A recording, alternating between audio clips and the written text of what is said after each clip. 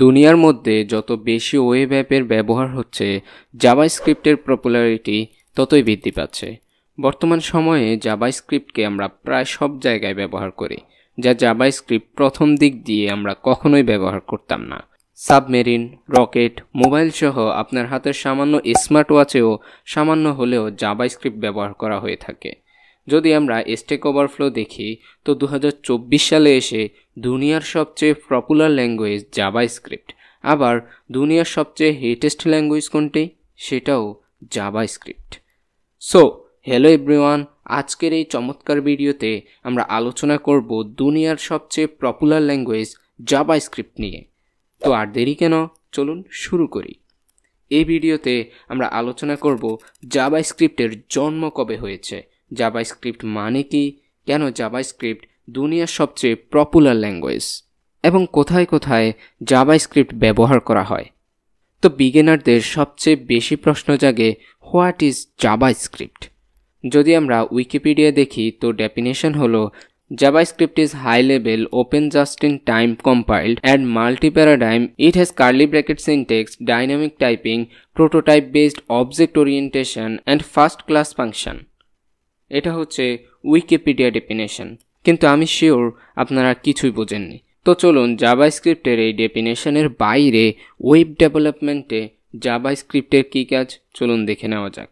ধরুন আপনি একটা ডেইলি শপ দিবেন, তো সর্বপ্রথম আপনাকে কি করতে হবে? শপটার স্ট্রাকচার কীরকম হবে, স্ট্রাকচার হয়ে গেলে ডিজাইন কেমন হবে, ডিজাইন হয়ে গেলে প্রোডাক্টের ফাংশনালিটি কেমন হবে সেটা নিয়ে ভাববেন, তাই তো? তো এইটা যদি আমরা ওয়েবসাইটের মতো করে দেখি তাহলে সর্বপ্রথম আমরা স্ট্রাকচার দেই HTML দিয়ে, ডিজাইন দিয়ে থাকি CSS দিয়ে এবং ফাংশনালিটি, ডাইনামিক ওয়ার্ক এগুলো আমাদের জাভাস্ক্রিপ্ট দিয়ে থাকে। আমরা মাল্টিমিডিয়া ম্যানেজ করতে পারি জাভাস্ক্রিপ্টের মাধ্যমে, অ্যানিমেশন দিতে পারি, আরও অনেক কিছু করতে পারি শুধু জাভাস্ক্রিপ্টের মাধ্যমে।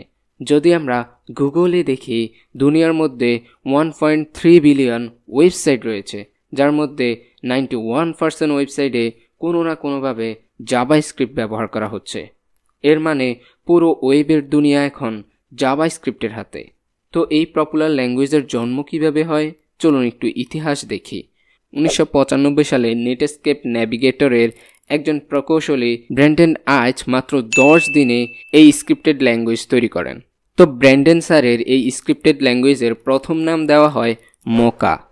এরপরে এর নাম পরিবর্তন করে লাইভ স্ক্রিপ্ট করা হয়। এর পরবর্তীতে এর নাম আবারও পরিবর্তন করে জাভাস্ক্রিপ্ট করা হয়, যেটা কিনা একটি মার্কেটিং পলিসি বলে সবাই বলে থাকে।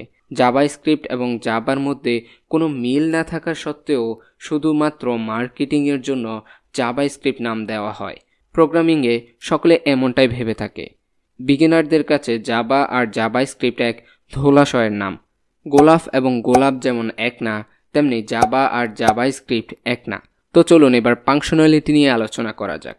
JavaScript is an object-based scripting language. Polymorphism, encapsulation, inheritance-এর মতো ফাংশনালিটি দিয়ে জাভাস্ক্রিপ্ট গঠিত। অর্থাৎ প্রত্যেকটা ব্রাউজারে জাভাস্ক্রিপ্টের ইঞ্জিন থাকে, যেটা আমরা নোড.js-এ ডাউনলোড করে কাজ করব।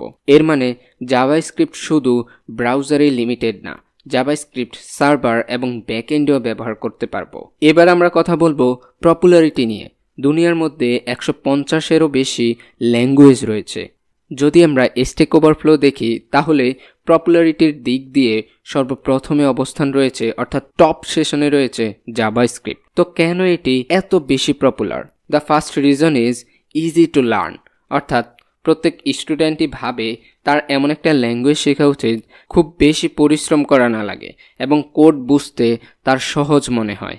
Second reason is open standard, অর্থাৎ জাভাস্ক্রিপ্ট একেবারে ফ্রি এবং ওপেন সোর্স ল্যাঙ্গুয়েজ, যেটা দিয়ে স্টুডেন্টরা তাদের আন্ডারস্ট্যান্ডিং এবং ভিজুয়ালিটি প্রদর্শন করতে পারে। এর পরবর্তী কারণ হচ্ছে biggest community on stack overflow. আমরা তো অনেকেই স্ট্যাক ওভারফ্লোর কথা শুনেছি। তো স্ট্যাক ওভারফ্লোর মধ্যে জাভাস্ক্রিপ্ট একটি বিগেস্ট কমিউনিটি নিয়ে আছে। তবে জাভাস্ক্রিপ্ট পপুলারিটির সবচাইতে বড় কারণ হচ্ছে can be used in both front end and back end, অর্থাৎ জাভাস্ক্রিপ্ট আপনি ফ্রন্ট এন্ডেও ব্যবহার করতে পারবেন এবং ব্যাক এন্ডের জন্য ব্যবহার করতে পারবেন। তো এটাই হচ্ছে জাভাস্ক্রিপ্টের একটা বিশেষ বৈশিষ্ট্য।